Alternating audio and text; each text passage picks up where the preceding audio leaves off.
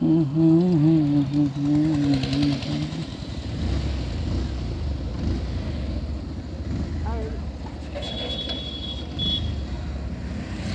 আজকে যাচ্ছি রন্ডিয়া ড্যাম। বলেছিলাম অতি শীঘ্রই খুবই তাড়াতাড়ি আমরা একটা নতুন ট্রিপে যাব, তো বেশি দূরে তো যাওয়া হলো না।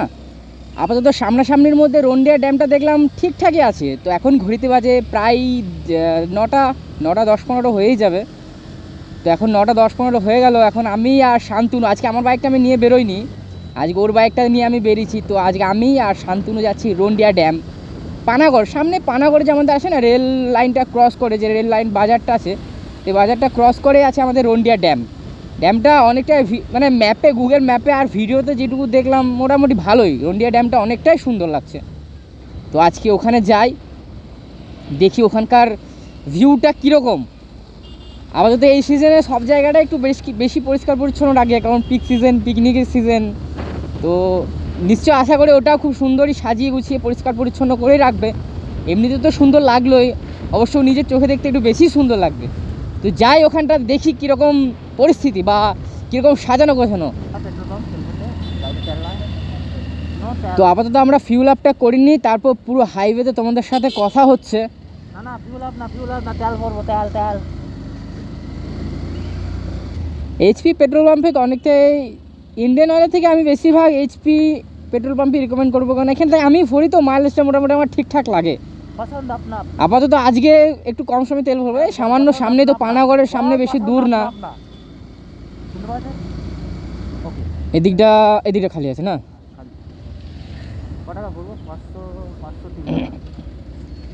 দাদা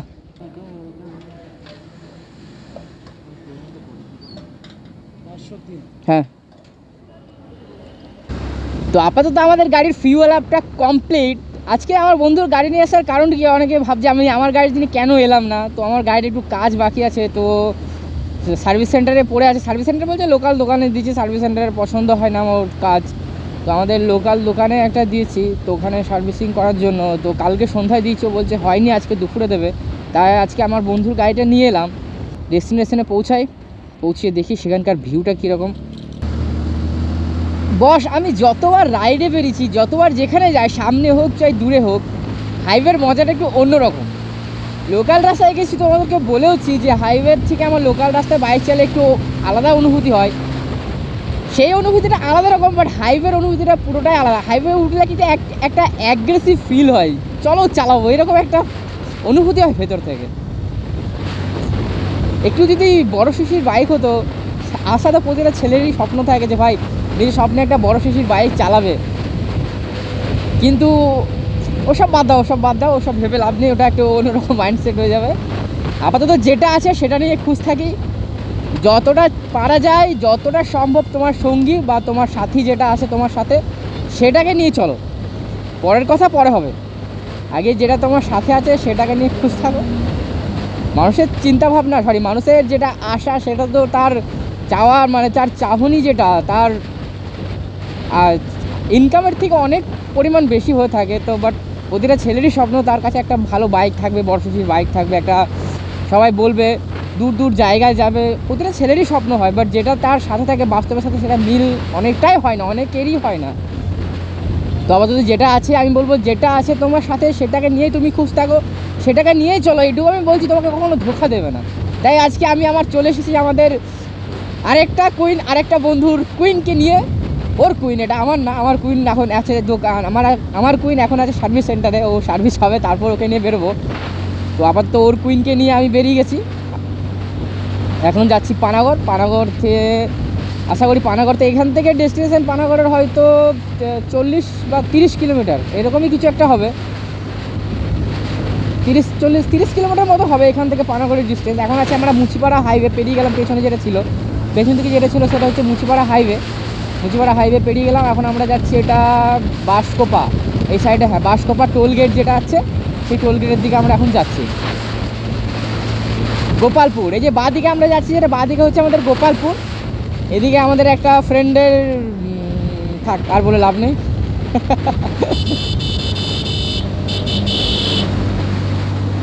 ভাই এইখানে আর কতদিন পর যাব, মাত্র 525 কিলোমিটার, আর কিছুদিন পর এই রাস্তায় আমরা আবার আসতে চলেছি। কিছু দিন না কিছু মাস পর। তোমাদেরকে আগের ভিডিও বলেছি আমরা কিছুদিন একটা বড় ট্রিপে যাওয়ার প্ল্যান করেছি। তো বড় ট্রিপটা আজকে বলছি, বড় ট্রিপটা আমাদের ফার্স্ট টার্গেট হচ্ছে এখান থেকে বেরোবো শিলিগুড়ির থেকে যাচ্ছি গ্যাংটক থেকে জিরো পয়েন্ট থেকে ভিজিট করার পর আসার সময় আমরা দার্জিলিং ভিজিট করে আবার শিলিগুড়ি হয়ে দুর্গাপুর আসছি। তো এটাই আমাদের এইবারের বড় ট্রিপ। এতদিন থেকে আমরা বড় ট্রিপ করিনি, তো এইবারের বড় ট্রিপ আমাদের এটাই। তো প্রথম টোলগেট আমাদের আর 1 কিলোমিটার চলে এসেছে সামনে আমাদের টোলগেট। তো ঠিক আছে, টোলগেটটা থাক না, টোলগেটটা ক্রস করে নেওয়ার পর আবার তোমাদেরকে বলছি আমাদের ট্রিপের হিস্ট্রিটা বা আমাদের ট্রিপের যাওয়ার যে প্ল্যানিংটা চলছে আপাতত সেটা। তো পেছনে রয়ে গেলো আমাদের টোলগেট। প্রথম টোলগেট হচ্ছে বাঁশকোপা টোলগেট, তাই তো? এটা হচ্ছে তো বাঁশকোপা টোলগেট। একটা জিনিসগুলো দেখো, আমাদের সামনে যে বাঁশকোপা টোলগেটের সামনের ভিউটা একটা আলাদা রকম লাগে। সামনে এই যে সাইডের গাছগুলো এত সুন্দর লাগে না, সে একটা সুন্দর সাজানো যে একটা সুন্দর অনুভূতি হয় না, সেরকম টাইপের লাগে এই জায়গাটা। আবার এখানটা পেরিয়ে যাবো আবার একটা নর্মাল হাইওয়ে। তো যে কথাটা আমরা বলছিলাম, এখানটা হয়তো আবার কিছু একটা নতুন করতে চলেছে। যাই হোক, যে কথাটা আমরা বলছিলাম দার্জিলিং, আর কিছু মাস পর আমরা চলেছি দার্জিলিং। এই সিজনে দার্জিলিং যাচ্ছি না, কারণ এটা বহুত লেভেলের ঠান্ডা। ওখানটাতে 0 পয়েন্ট নাকি শুনছি, যেটা 0 পয়েন্ট ভিজিট করতে দেয় না, কারণ ওই সেই জায়গাটা বরফে পুরো ঢাকা থাকে রাস্তাটা। তো জানি না কতটা সত্যি, বাট রিস্ক নিয়ে লাভ নেই ভাই। এতটা রাস্তায় যাচ্ছি, যদি নাই ভিজিট করতে দিলেও খুব খারাপ লাগবে। তাই আর কিছুদিন পর আমরা কিছু মাস আমরা ওয়েট করে নিচ্ছি। একদম যাচ্ছি এখান থেকে শিলিগুড়ি থেকে দার্জিলিং, এখান থেকে যাচ্ছি শিলিগুড়ি থেকে যাচ্ছি গ্যাংটক থেকে 0 পয়েন্ট পুরো ভিজিট করা হয়েছে ফুল। আসার সময় ওই দিক দিয়ে আমরা ঢুকবো দার্জিলিং ভিজিট করব, ওখানে কিছুদিন থাকবো, স্টে করব, রিটার্ন আবার বাড়ি ফিরে আসবো। তো আমাদের প্রায় এই প্ল্যানিংটা 1 সপ্তাহ ধরো প্ল্যানিং করা আছে, 1 সপ্তাহ লাগবে। 1 সপ্তাহ ট্রিপ প্ল্যান করেছি এটা আমরা। তো এইখান থেকে 4 কিলোমিটারের মধ্যে আমাদের রন্ডিয়া ড্যাম। পুরো হাইওয়ে বাইক চালানোর পর এরকম একটা জায়গার অনুভূতিটা একটু অন্যরকম হয়। এগুলো পুরো যে একটা বলে না ফাঁকা মাঠের মধ্যে মাঝখানে যে রাস্তাটা, সেটা একটা আলাদা অনুভূতি লাগে। আমরা রন্ডিয়া ড্যামের অনেকটা সামনে চলে এসেছি। তার পাশে একটা ছোট ড্যাম বা পুকুর বা নালা তো বলা চলে না, ওয়েলকাম ইউর রন্ডিয়া ড্যাম। ফাইনালি আমরা রন্ডিয়া ড্যাম পৌঁছে গেছি। এখানটা এখন দেখো পুরো এখানকার থেকে ভিউটা দেখে নাও। ওই যে একজন মাছ ধরছে, লাগছে দেখো গুরু, কতটা বড়, দেখো কতটা বড়, সেরা লাগছে, সেরা।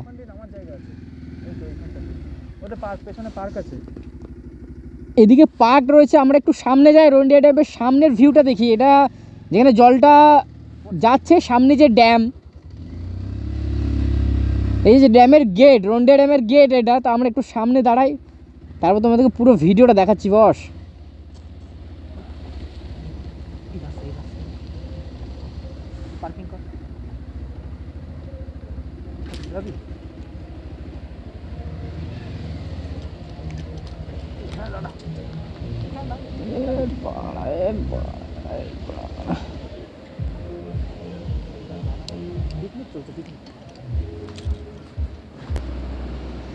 এই জায়গার ভিউটা একটা অসাধারণ লাগছে। সবচেয়ে বেশি ওই জায়গায় একটা নৌকা যাচ্ছে, ওখানে কতজন আছে বসে। কিন্তু আমরা এখানে সামনে থেকে একটু ভিডিওটা করবো। নৌকার মিডিল একটা ওলা স্কুটি দাঁড়িয়ে আছে সাদা রঙের, ওটা জল থেকে ফেলে দেয়, এই নৌকা থেকে নদীতে ফেলে দেয়।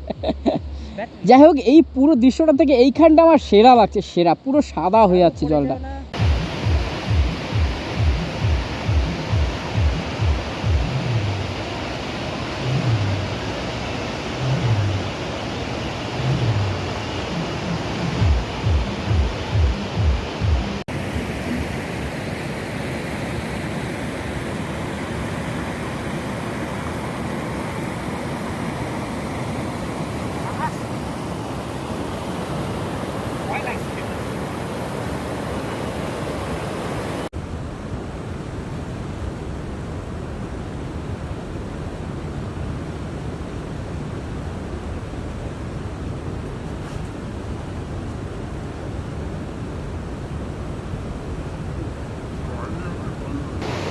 তো ফাইনালি জায়গাটা সত্যি খুব সুন্দর। আমরা নিচে নামে এদিকটা অনেকটাই ভিজিট করলাম, একটু নদীটাতেও নামলাম।